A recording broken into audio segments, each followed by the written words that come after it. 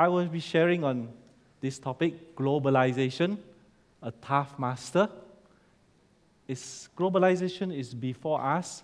We all seem to be racing towards it. Well, my background, I'm born in Singapore, grew up in the city. I became a doctor in 1985. I worked 10 years in Singapore. Then I went to work in Yunnan province in China, in Sichuan, which is the corner of Yunnan. My project, I'm happy to say, was a project of Cedar Fund, 香港施达基金会. It was then a budding project, and my job was really to go to Sichuan to train village doctors. Village doctors or 侧脚医生 are people from the minority tribes, 少数民族, and usually in one village, up in the mountains, the yearly income, annual income of a family will be about $500 per year, per family per year.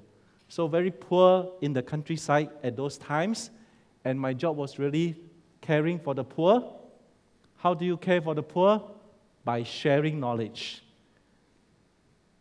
And because I'm a doctor, I share medical knowledge. My friends from Philippines who are agricultural people taught farming and loving people. So that was my motto for the day, caring for the poor by sharing knowledge and loving people. There's nothing romantic about being poor. One of the challenges that we face today will be the increasing inequality among societies in income levels. Globalization actually helped raise many millions out of poverty. In China itself, because of the increased trade, millions of families have been brought out of poverty.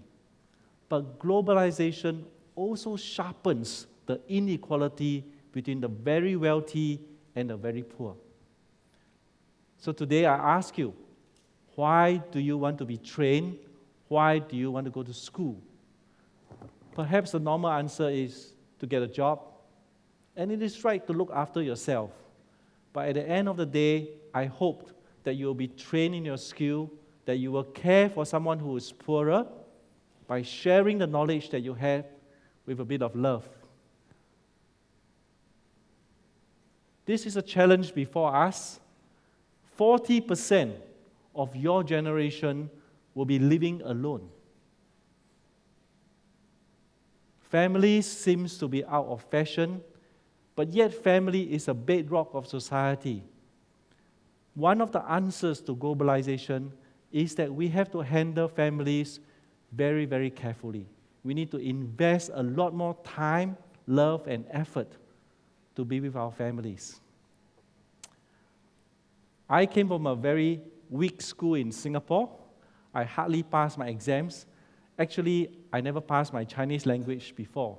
I always thought I would work in India. When I got into medical school, at that time, Singapore University had 150 places.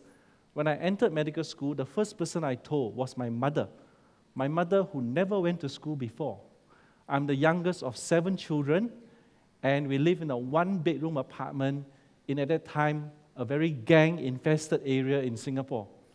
As a child, I never left my house to go out and play because there was too many gangsters outside. When I passed and got into medical school, I told my mother that I got into medical school. She sighed. She was very happy for me, and yet she said, number one, we have no money to go to school. Number two, she said something very remarkable.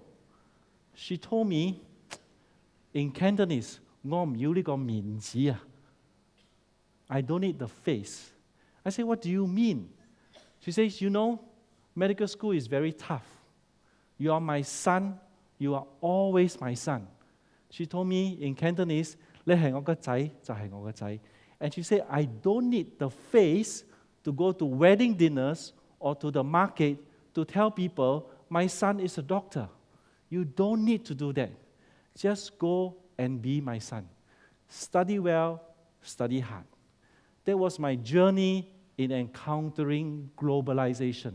That I had a mother who affirmed me and who said, go out into the world, learn the skills, use your skills, share with other people, care for the poor. So build your families.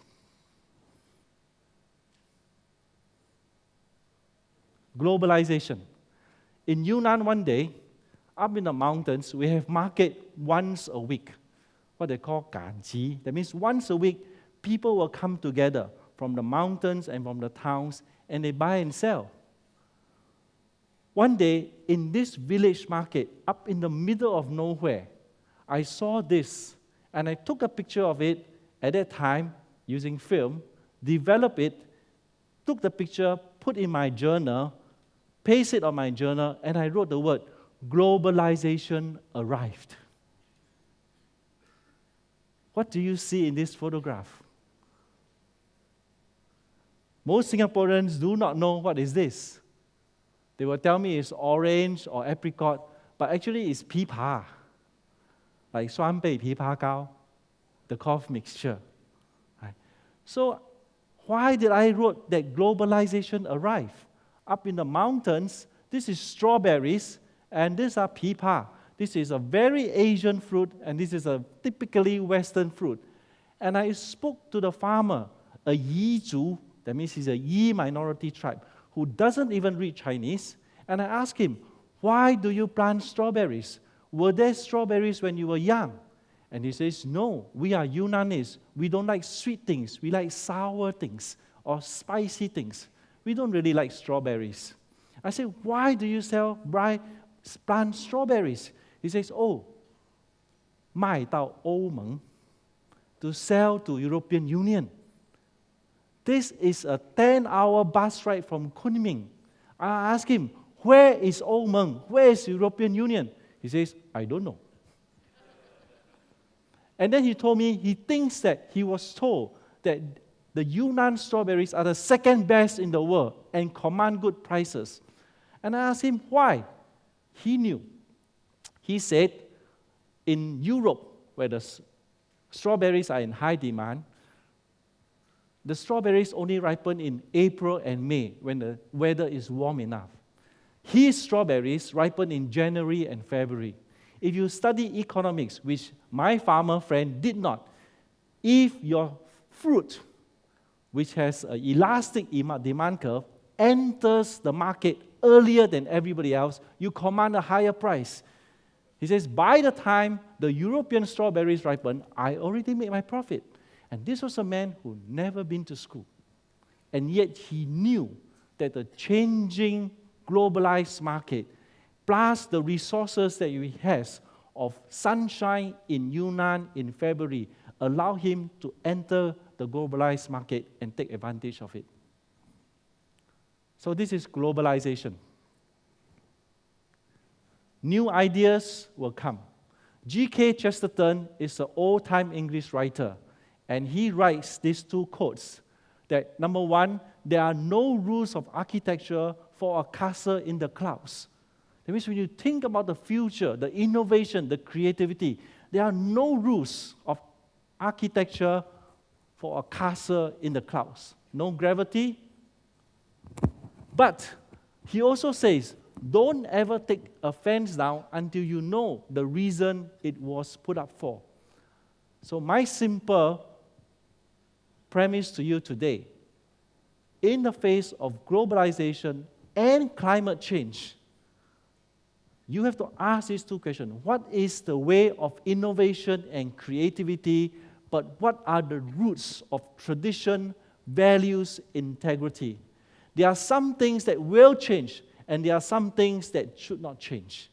Family should remain the core of society, values, integrity, honesty. And as you go through the globalized world, then there are no rules of architecture for a castle in the clouds. You are in school, it's a privilege. You study hard, you work hard. At every junction of your life, when you work for 3 years, when you work for 10 years, at every junction of your life, you have to ask, are you like this or like this? Are you ready to look at the issues, the problems, the challenges, and say, yes? Or are you every time sighing? There are times when you need to rest. Those are good times. But the rest must prepare you for this.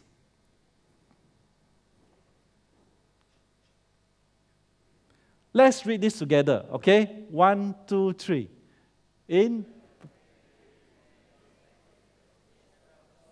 Okay, let's do better than that. Let's try again. Ready? 1, 2, 3. In the factory, we make cosmetics. In the drugstore, we sell hope.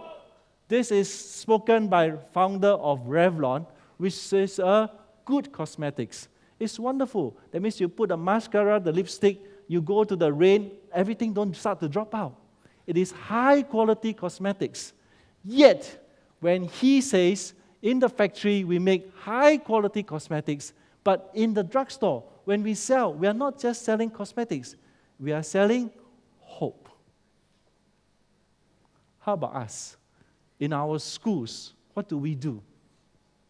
And to the community, to the society, what do we offer? This is the challenge of globalization for us right now. In your schools, we offer good education. Learning with the mind, the heart, and the hands. Learning as individuals, learning as teams, learning as groups. In the classrooms, in sports, in community service. In the school, we want to offer good, experiential, holistic education. It is a teamwork. But when we go out there, we want to offer to our society the hope of development, of growth, of harmony. I end with this. One of the challenges of living for 15 years in Yunnan was that public toilets very dirty. So this is the Nujiang. This is up in the mountains. And this river and this toilet, I call this the toilet of eternal flush. Very clean, no butter, no flies, no smell. Very good for me, but terrible for the people downstream. So, I learned that as a student, I learned to be grateful for what I have. I sit in a class, I'm grateful for the resources given to me, the fresh air, the water that comes and allow me a safe place to study. But I must be very mindful that there is someone else downstream. There is someone else that will take the dirt and the waste that I generate. And I want to make a difference. So in a globalized world, this is moving. You will have resources given to you. Take them gratefully and graciously. From your parents, from your teachers, when you go for internship, from your employers. Take them precious. Be grateful for them. And to be gracious for those who do not have this opportunity. Thank you for your time.